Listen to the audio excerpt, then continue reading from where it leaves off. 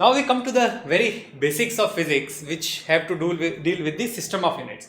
Now, units of measurement are very, very important, because as soon as we are doing measurements, we need to understand what does that measurement mean. I mean, without the units, the measurement would just be a number. So, for example, if I tell you that I am 2.1, you would wonder what I am. My height is 2.1. What does that really mean? It means, am I 2.1 centimeter? Is it like I'm this tall or this tall or this tall? So 2.1 does not really mean anything. So very soon, like as soon as they were doing physics, they were taking measurement, they were doing experiment. The scientists realized that they would need a way for the units to be standardized, so that if I'm doing an experiment here in India, the same results could be obtained by someone who is doing the same experiment, let's say in France.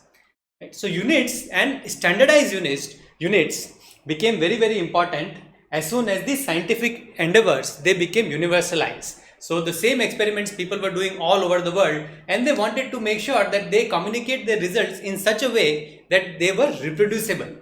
And that's when the SI system of units, or the System International, or the International System of Units, this is a French term, this comes into picture. Now before SI system was introduced, SI system of units was introduced, there were other systems of units. So for example, there was CGS, which was centimeter, gram and second, in which the lengths were measured in centimeter, the weights were measured in gram, and the time was measured in second. There was FPS, which corresponded to foot pound second, and there was MKS, which was the meter, which was the length, unit of length, the kilogram, which was the unit of weight, and time, unit of time was seconds.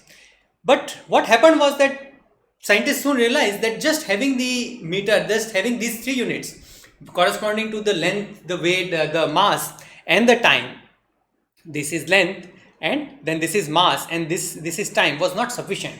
They soon realized that they were dealing with other quantities, for example charges, they were dealing with currents, they were dealing with optical quantities, light, they were dealing with quantities of substances which had to do with how many molecules of gas were there. So not quantities in terms of weight or the mass, but quantities in terms of number of molecules. So they wanted units for all of those other things too.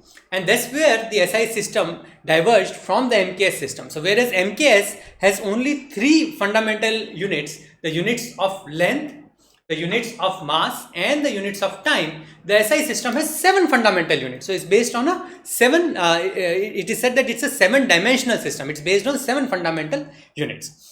Now, before we move on and understand what are those fundamental or the basic units in SI system, before we go there, let's just take a look at what are the qualities our standard system of units should possess, right? So when I say something is 1 meter, what does that meter signify, right? So what are the properties of that standard meter, right? Standard length meter that I have introduced here.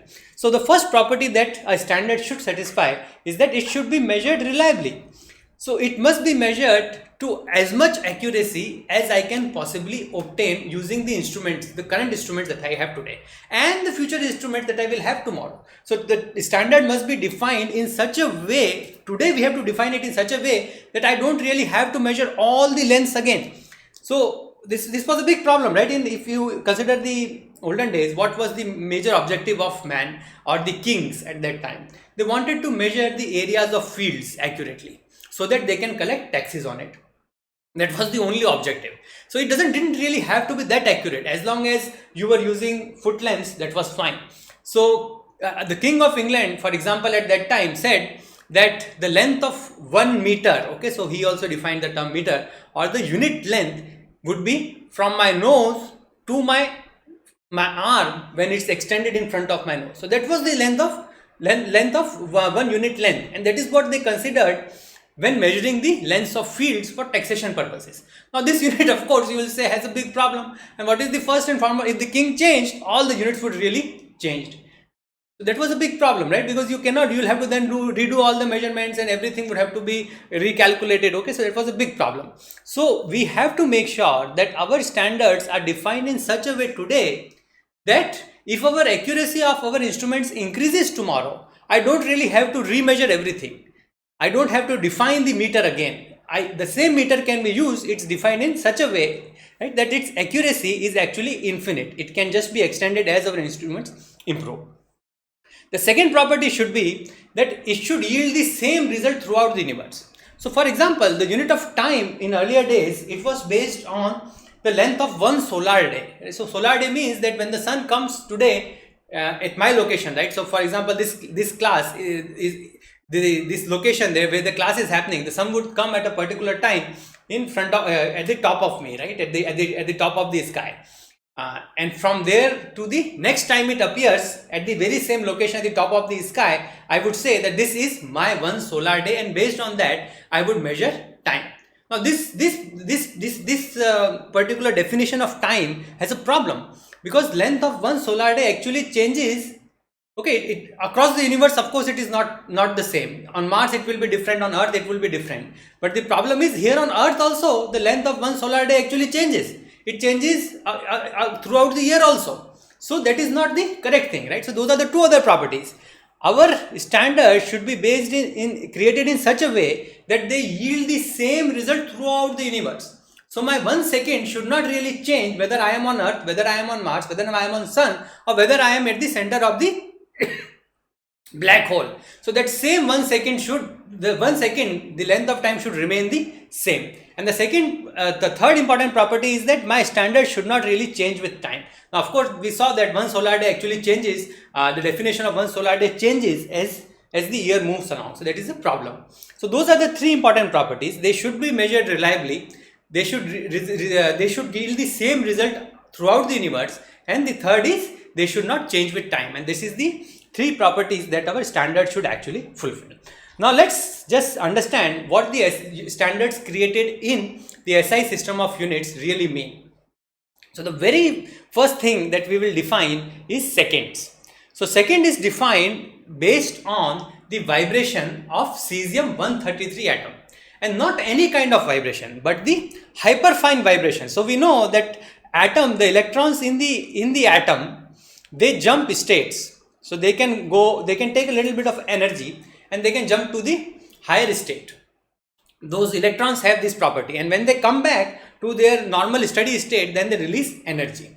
And the cesium-133 atom, when it is in the lowest possible energy state, its electrons actually jump very, very little and they come back. They jump very, very little and they come back. And this happens this many times in 1 second, right? So this particular jump, this is the frequency of this particular jumping and coming back. And because of this frequency, these many times in 1 second, the cesium electron, they jump and they come back, they jump and they come back, jump and they come back. And in 1 second, they do it these many times. And this is the frequency of the emitted radiation from the cesium-133 atom. And this particular property of cesium-133 atom is actually used, because of this special property, they are used in atomic clocks. And based on this frequency of cesium-133 atom, we define the 1 second, right? So 1 second is defined as these many times the period of vibration of radiation from cesium-133 atom. Now, like we said, historically it was defined based on the one solar day. Okay, so one solar day was the historical definition. Now we understand much better. We can do much better measurements. So we have defined it in terms of the vibration of the cesium-133 atom. So those are that is the second definition for the second. Now the next definition is the definition of meter. Now for meter, we are using a very standard definition, which is based on the speed of light. So speed of light, we know light travels approximately these many meters in 1 second. So we already know how much the light travels in 1 second, right? How many meters light travels in 1 second. We already know what 1 second is based on the cesium frequency, the frequency of the cesium atom. So based on these two constants, the speed of light and the frequency of the cesium atom, we have now defined what the definition of 1 meter would be. So 1 meter has been standardized that the distance traveled by light in vacuum during the time of a fraction of a second, 1 by 299,792,2458 second. Okay, so this is the distance traveled by the light. Okay, in 1 meter is the distance traveled by light in this much second. So before that, of course, like we discussed, there were various definitions for measurement of length. It was one of the first unit to be standardized all across the world in different cultures also. And the reason was basically they wanted to measure the lengths of the size of the fields for taxation. So this was one of the first units to be standardized. So one of the earlier definitions of meter came from France, where they defined it as 1/1,000,000th of a distance from equator. So they again used Earth as a standard. So they said that I'll measure the distance from the equator to the North Pole, okay, and they use this as the basis of the measurement of 1 meter, but not through any means, but through a specific longitude which passes through France. So if you measure the distance between the equator and the North Pole through a specific longitude which passes through France, we would then use that length and make that as a basis for 1 meter. So that was the definition. In France, some sort of effort was done to define meter in a standardized way. But of course, that was not good enough for us. So now we define it in terms of the distance traveled by light in a fraction of a second. So now we have the definition for mass. Mass was again one of the first quantities to be defined. See, earlier the 1 kg of mass. So one of the important things to note here is that all the other SI units are actually the base units. So we know that there is no prefix in meter, in second. Okay, we just use meter and second. Whereas in the kilogram, we are using a prefix. Okay, so gram is the base. Basically, the unit is based on gram, and on top of this gram, we have added the prefix of kilo. So it is very important to remember that this is the only SI unit which has a prefix, but the standard SI unit is kilogram. It is not gram, it is kilogram. Okay. So now, how is it defined? Previously it was defined, so we just created a platinum iridium cylinder. Platinum iridium is a very stable alloy. It does not really change its mass very much over time. It does not decay with time. And we created a cylinder of this platinum iridium alloy. And we said that this cylinder is actually 1 kilogram. Okay, so whatever the weight was that cylinder was, we said that this was 1 kilogram. If tomorrow I wanted to create a laboratory, in that laboratory I wanted to get a weight of 1 kilogram, what will I do? I will go to this particular place in France. I will look at this platinum iridium cylinder. On one side I will put this cylinder, other side I would put whatever weight I want to sort of create. And when these two are equal, I will say that, oh, I have this 1 kilogram, now I will bring it back to India, and this would be our standard. So all standards of 1 kilogram throughout this world were created based on, by comparing it with the cylinder, this specific platinum iridium cylinder which was kept in France. Okay, so this is how we came up with the 1 kilogram, definition of 1 kilogram. But that is no longer the case. Okay, so now it has become a slightly little more standardized, if you will, and now it is based on Planck's constant. So what is Planck's constant and how does it really relate to kilogram? See, the thing is, we have mass energy equivalence. We know that whenever we convert a mass to energy, okay, how does it convert? It converts based on mc square. So this is the mass energy equivalence. Now when this mass is converted to energy, how is that energy released? That energy is released based on, in the form of photons. So that is how the energy is always released in the form of photons. So when this mass is converted to energy, then we have photons. And the photonic energy, the energy of photons, is measured in terms of a constant known as Planck's constant. Okay. So the energy of a photon is actually equal to Planck's constant multiplied by the frequency of that measurement, frequency of the photon. So if the photon has a particular frequency, we measure it, we multiply it with the Planck's constant, we get the energy of the photon. So on one side we have the photonic energy, on the other side we have the mass which we have converted to energy. So we have mc square equal to the Planck's constant multiplied by the frequency. So this is the equivalence here, and now you can understand why they were able to define the mass in terms of the Planck constant. Okay, so I'm trying to give you some intuitive idea. Of course, the concepts we will study in detail later on. Okay, so once we fix the value of this Planck's constant, this h is fixed, then in some ways I can fix the value of mass. So the standard mass then becomes fixed. So the Planck's constant, they fix it to be 6.63, and they are of course much more sort of precise when they were defining it, but essentially it is 6.63 into 10 raised to the power minus 34. And when this value is fixed, the Planck's constant, this value is fixed, then I can get the value of my 1 kg basically. Okay, so when 1 kg is converted into energy, it will release a particular frequency of light, and that I will just measure what is the frequency of light, and then I can also have the c square, which is a constant. So the frequency of light I get, that frequency of light is of course fixed, because our second is fixed. So Planck's constant is also, the value of Planck constant is fixed, the value of frequency is fixed because the second is fixed, and then c square is of course a constant, is a universal constant, that is the speed of light. So that way I have also fixed the value of m here. Okay, so that is the standard now defined. So that is the kilogram, and now we have the fourth unit, which is the ampere. So these are new units which were not there in the MKS system. So the very first unit is the ampere. So what is ampere? Ampere is actually the unit of current.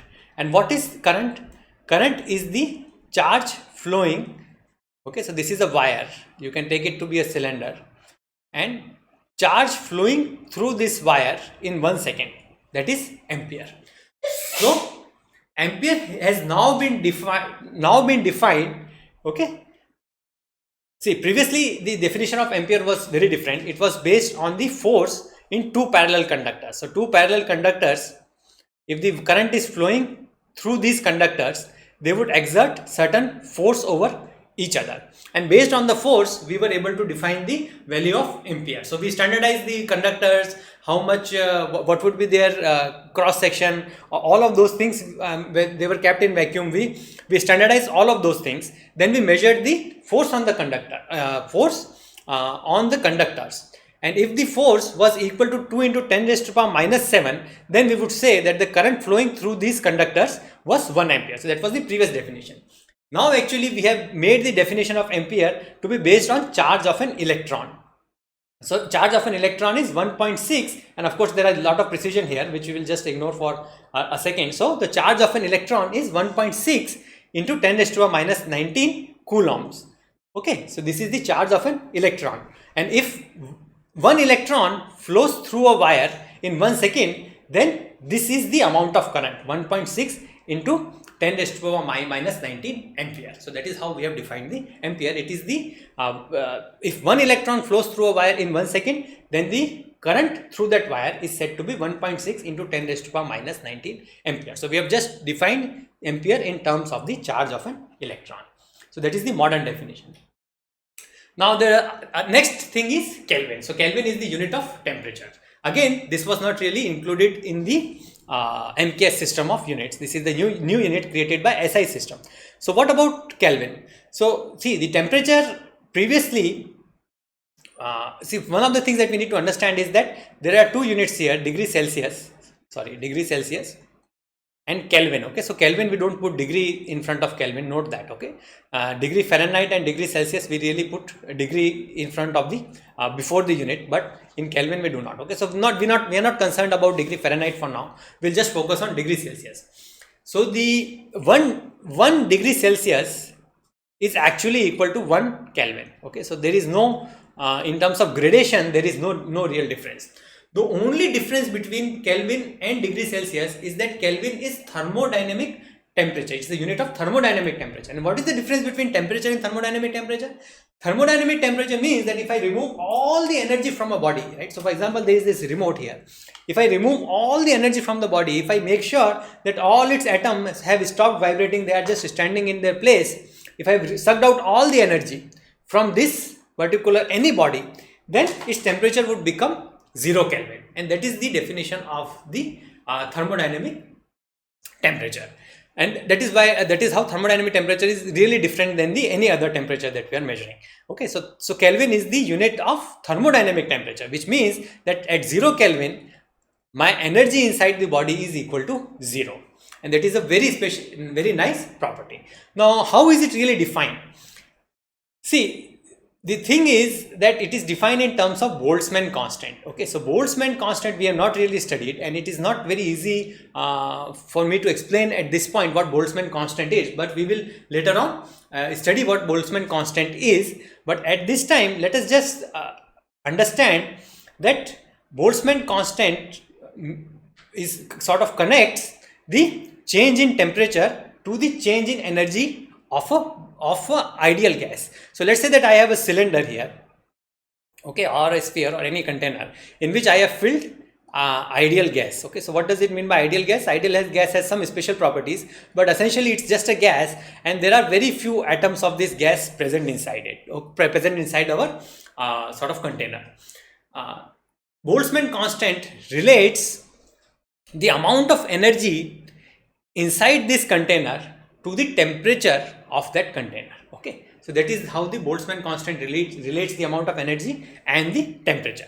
So 1 Kelvin is defined in such a way that it is equal to change in thermodynamic temperature that would result in the change in energy by 1.38 into 10 raised to power minus 23 joule. So 1 Kelvin change in temperature would change my energy by this much joule. Okay, so that is how 1 Kelvin has now been defined.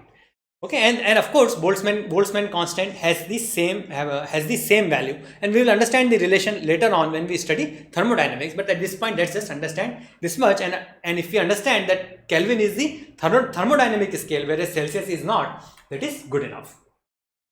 The next important unit is 1 mole. Now understand there is a difference between 1 mole, okay, which also measures the amount of substance, okay, and 1 kg, which measures the mass of a substance. So amount of substance is not the same as mass of a substance. Mass of a substance is used when we calculate the force, okay, that is sort of the inertia. Okay, F is equal to ma. That is where it comes into play. Amount of a substance is just the number of molecules of that substance. It is just a count, and it is defined as 1 mole is defined as 6.022 into 10 raised to power 23 entities. So if I have these many atoms, if I have these many molecules, 6.022 into 10 raised to power 23 of any substance, molecules, atoms, electrons, of anything, if I have this much amount, I call it 1 mole. That is it. It is very simple. Okay. Previously, it was defined as the amount of a substance which contains as many elementary entities as there are atoms in 0.012 kilograms of carbon 12. So I took how much carbon 12? I took 0.012 kilogram of carbon 12. This is how many kilograms of carbon 12 I took.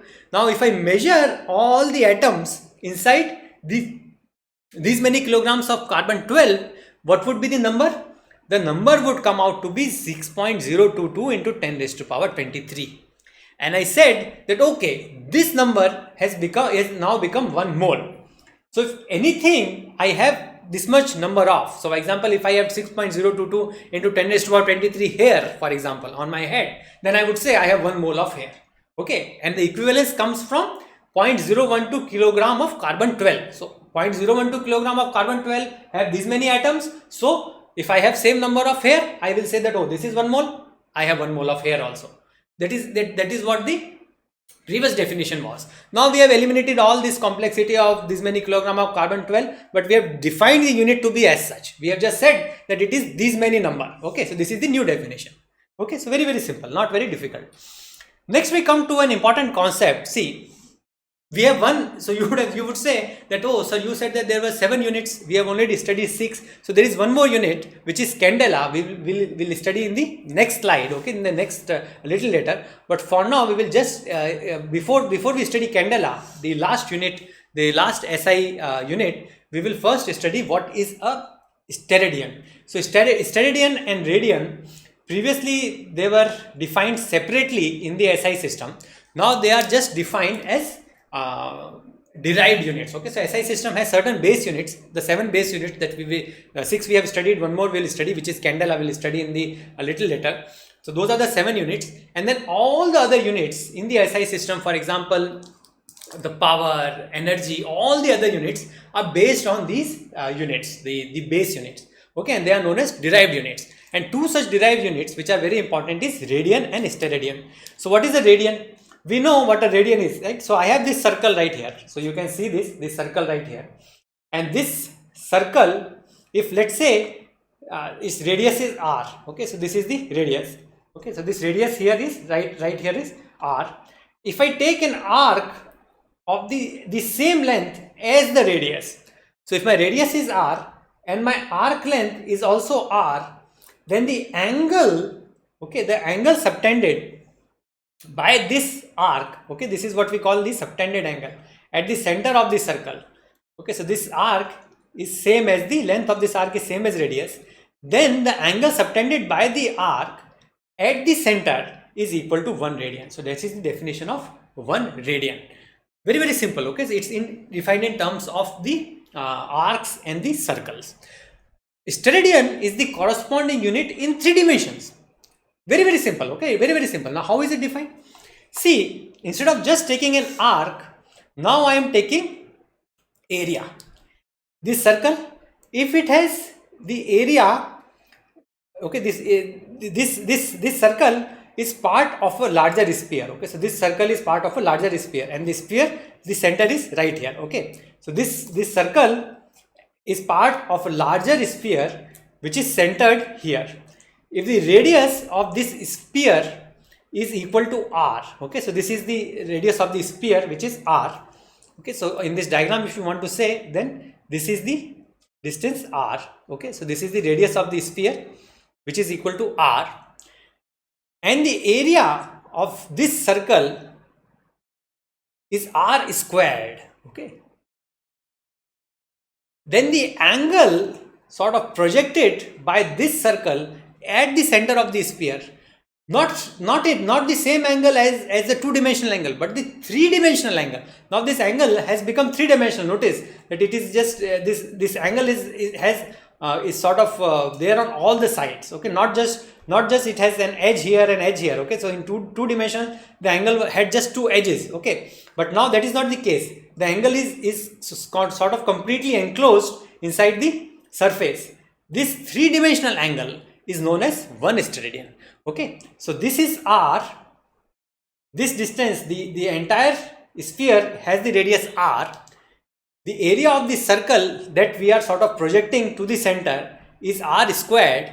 Then the angle projected by this area r square at the center is equal to 1 steradian. Okay, so this right here is 1 steradian. Okay, you can also understand SR. Okay, so this is SR, steradian.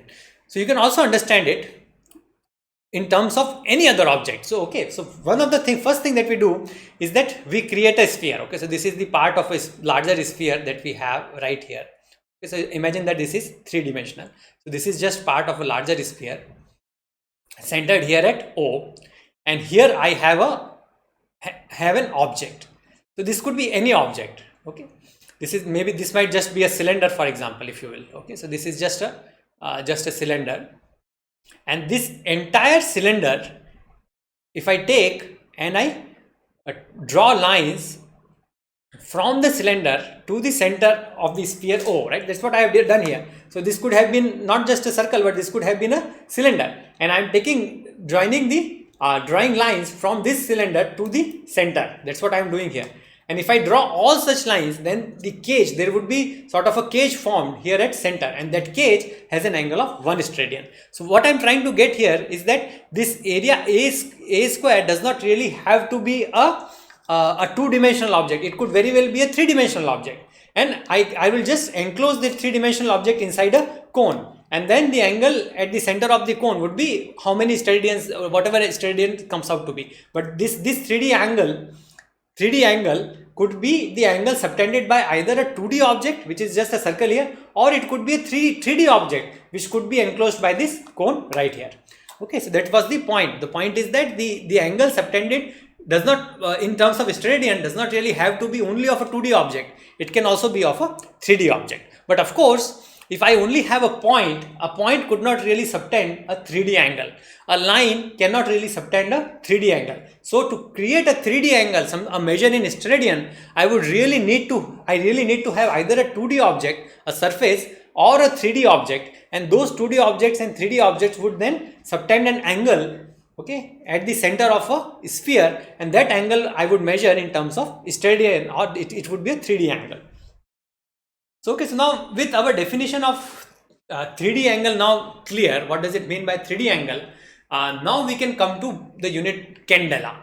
So candela is the SI unit of luminous intensity in a given direction. So what is luminous intensity? It is the intensity of the light as perceived by our eye. So notice that it is the candela is the only SI unit which is defined in terms of the physiology of our body, right? So the perception of the eye comes into picture here.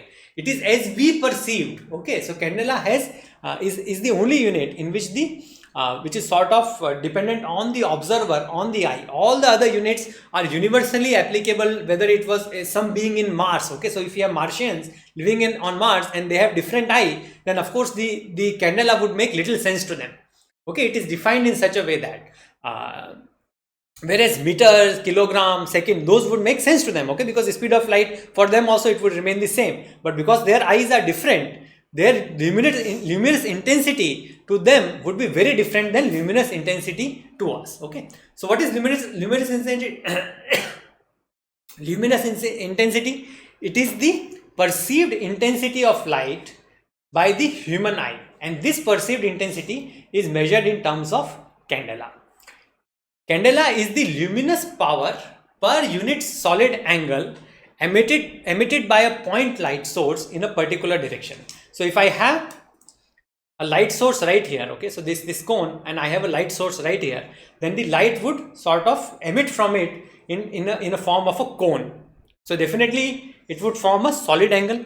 If this solid angle is 1 steradian, this solid angle is 1 steradian, then, and if I measure the power here, the luminous intensity here as perceived by human eye, okay, so I'm not just measuring the absolute power, but the power as perceived, the intensity as perceived by human eye. If I measure it here, then that would be measured in candela. Okay, so that is the point of candela.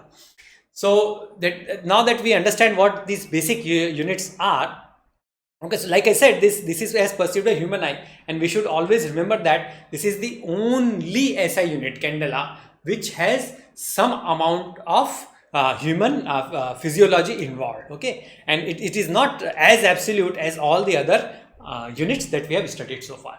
So okay, so those were the 7 units that we have studied.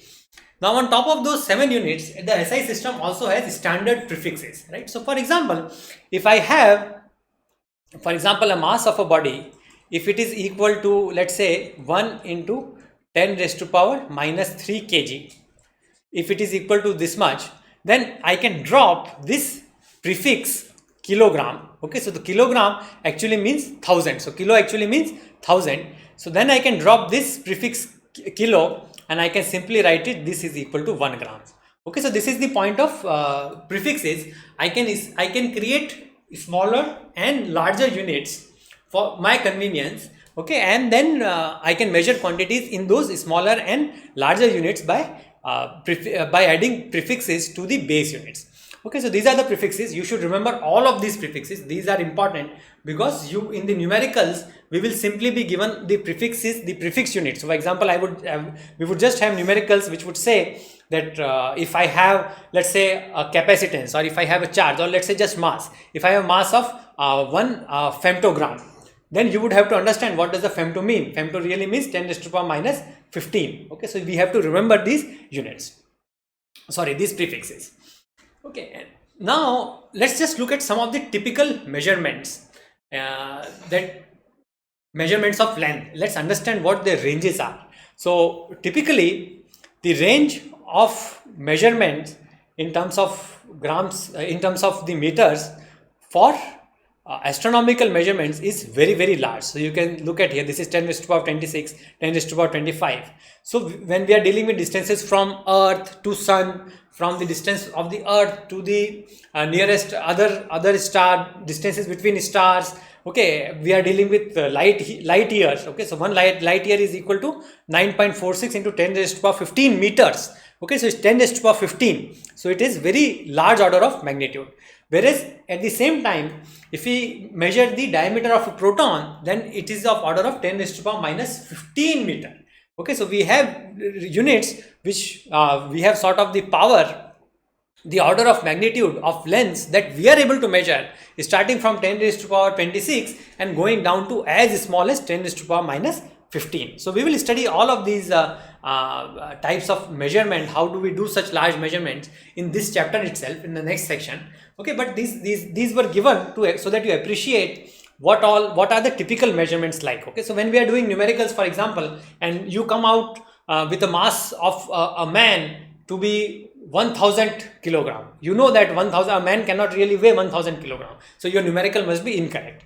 Okay, so you must have made some mistake. So just to get a feel for what the typical values look like, so that we don't make mistakes, we have listed them here. So go through these. Again, the time intervals, age of the universe is of order of 10 raised to the power 17, whereas the time for the visible light to travel is actually very small.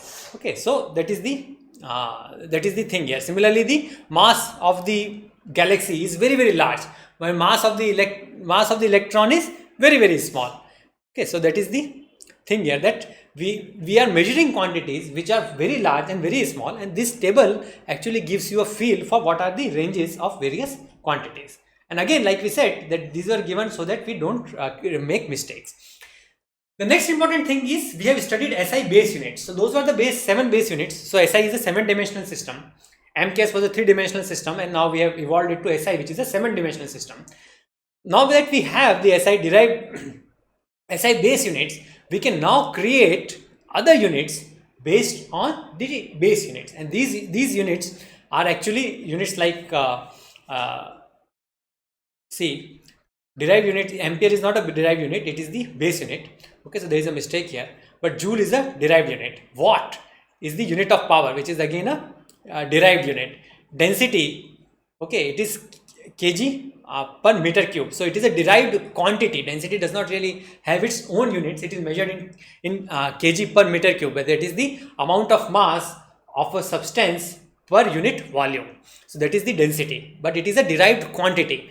And some of these derived quantities, for example, force has the unit of Newton. So some of the derived quantities have their own units. For example, Newton, watt, joule. And if the derived unit or base unit is named on a scientist, then it is written in capital letters. So ampere is one such unit. It is written in capital letters. So we always write ampere A as capital, because ampere is a name of a scientist. Joule we always write capital J.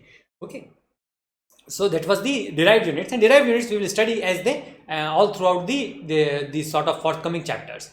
Now the next important thing is, this is not given in your book, but this is very important. Lot of students have trouble in converting from one unit to another, and it is very important that we look at one such conversion. Okay, so that you understand what the process is. So I have 15 inches. Okay, so 15 inches is the unit I have been given. Okay, so 15 is given in inch. So this is the measurement I have been given, and I have to convert it into centimeters. I know that 1 inch is equal to 2.54 centimeter. So how do I convert it? So 15 I write as it is. Okay, and this inch I write it as, on top I write 1 inch. So okay, so 15 inch means 15 into 1 inch. Okay, and that is very important that we understand that these inches, the units can just be treated like numbers.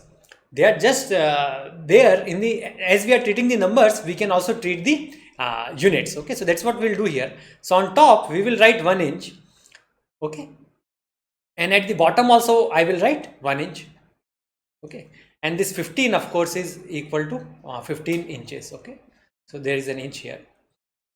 So this is equal to 15 inch, and then the top 1 inch I will convert it into 2.54 centimeter, and at the bottom I would write 1 inch as is. Okay, this inch and this inch would cancel. Okay, so that is what I'm doing sort of maths with the units. This inch and inch could cancel, and if I solve it, this comes out to be 38.1 centimeter. Okay, so 38.1 is the multiplication of 15 with 2.54, and centimeter came as is. Okay, so understand that here, this is how I do maths with the units. I am just treating units as another number. Okay, now let's just solve another simplify another quantity, which is 36 kilometer per hour. Okay, so this is kilometer per hour, and again notice that I have been given the units here, kilometer and hour, and I will just do maths with these units right here. Okay, so I know that this 36 I'll keep as is, into this will become 1 kilometer, which I know is equal to 1000 meter. Okay, and at the bottom we have 1 hour, which I can write it as 3600 seconds. Okay, so I have to convert into SI units, which means that instead of kilometer I should have meters, and instead of hour I should have seconds. Okay, so notice, don't confuse that kilometer, the base SI unit for length is meter only for the kg is the only for the mass we have the unit kg, kilogram. Okay, so I have to convert this kilometer to meter if I have to convert the entire thing to SI units. That's what I have done here. And of course, now I can do some cancellations. 36 would cancel, and then I would come out to be 10 meter per second. Okay, so that is how we have converted 36 kilometer per hour to 10 meter per second. Okay, so hope this is also clear. With this we come to an end of this section. The next section, of course, we will study what is meant by the significant figures, and significant figures are also very important, very important. Actually, one numerical you can expect from that section. So again, very important class. So join us for that. Thank you.